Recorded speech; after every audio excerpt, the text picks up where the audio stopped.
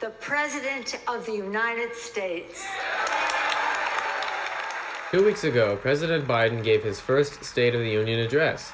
In front of hundreds of government officials and millions of viewers around the world, he delivered remarks on important matters of the day. But why do presidents do this? Who started this weird annual tradition? Who are all those people in that giant room, and what is the meaning of this ceremony? Once again, you've come to the right place. Welcome to Presidential History.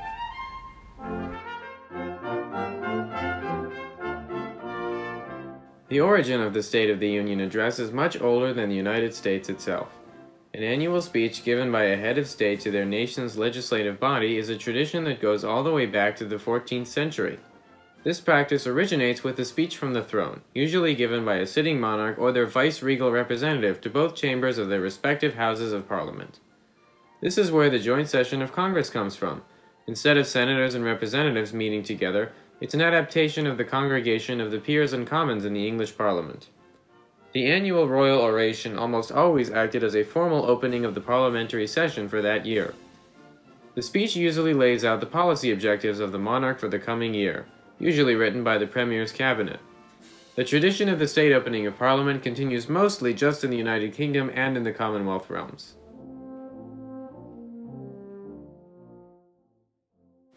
This tradition of the branches of government coming together was favored by the Founding Fathers. They saw it as the perfect ceremony to lend authority and legitimacy to the novel form of republican government.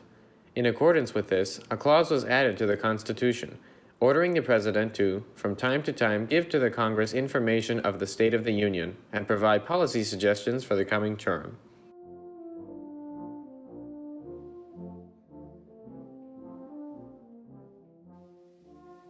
On the 8th of January, 1790, President Washington gave the first State of the Union address to Congress at Federal Hall in New York City.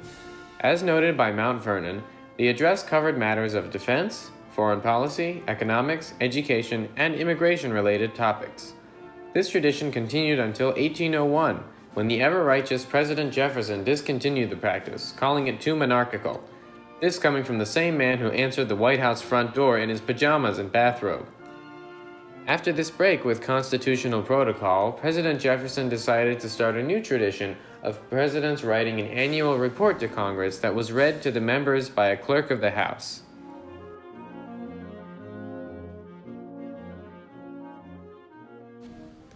In 1913, President Woodrow Wilson revived the practice of delivering the speech in person once again, seeing it as an opportunity to push his agenda and gain the favor of Congress in a more personal way.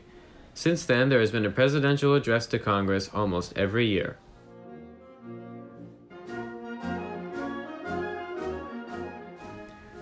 In 1922, President Warren G. Harding's address to Congress was the first to travel the airwaves on radio.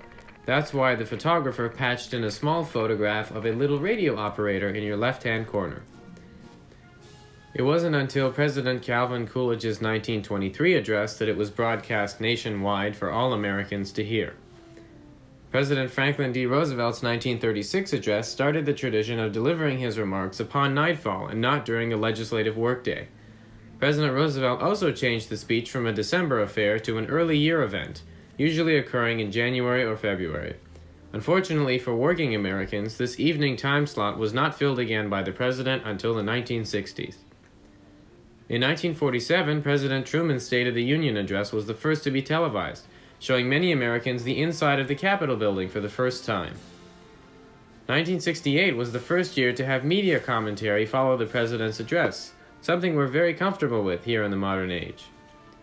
After President Carter's total and landslide defeat in 1981, the practice of an outgoing president delivering one last address to Congress ceased. However, the first speech that the new president delivered, which replaced the old one, shortly after their inauguration, is not called a State of the Union. And finally, in 1997, President Clinton's speech was the first that could be watched live on the internet.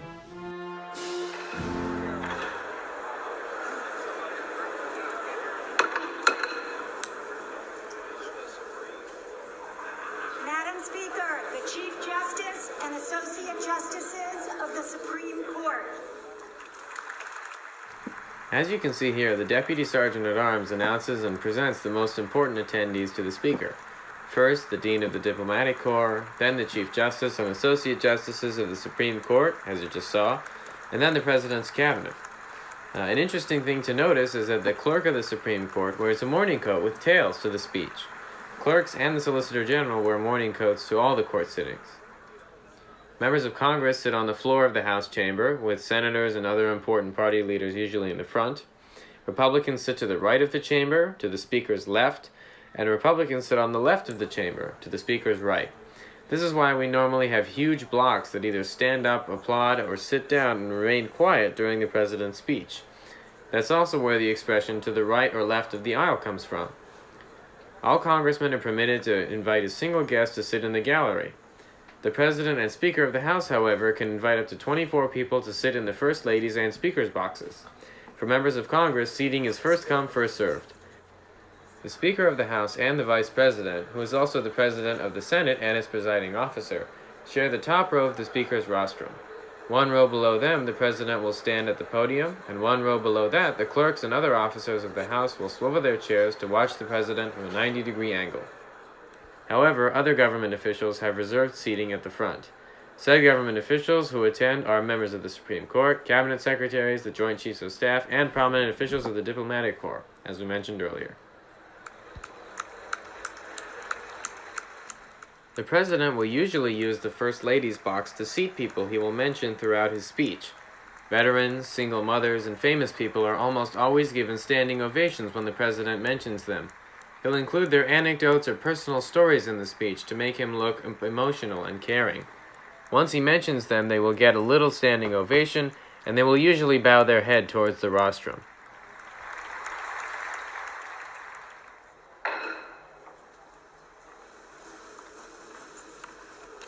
Madam Speaker, the President's Cabinet. As a lot of these important government officials are walking through the aisles, you can see the congressmen who stand very, very close to the aisles try to get autographs and signatures on their ties and hats and whatnot. They want to get handshakes and autographs from these people because obviously they're famous. So it pays to sit in the aisle and see if you can meet somebody who's very close to the President. Once everyone is situated, all able bodies rise for the entrance of the President. The Sergeant-at-Arms opens the door, turns on his microphone, and says, Madam Speaker, the President of the United States.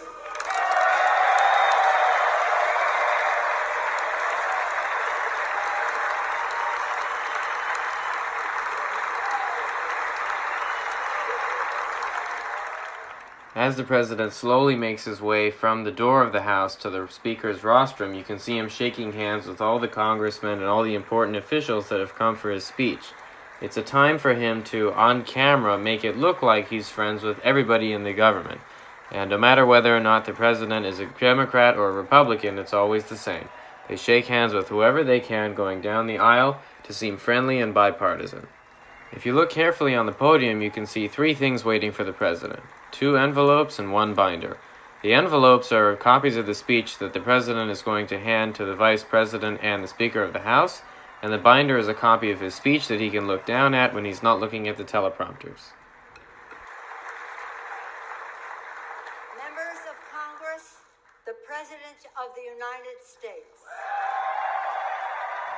And there you go. The speech begins, standing ovations occur and die down, and political commentators from the side of the aisle opposite of the President go crazy after the speech is done.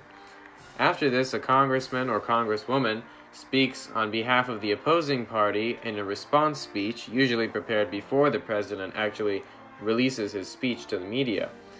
And there you have it. Now you're an expert in the history of the State of the Union, the event itself, and all of the important milestones that led to the speech we know today. Thank you so much for making it all the way, and we'll see you on the channel page.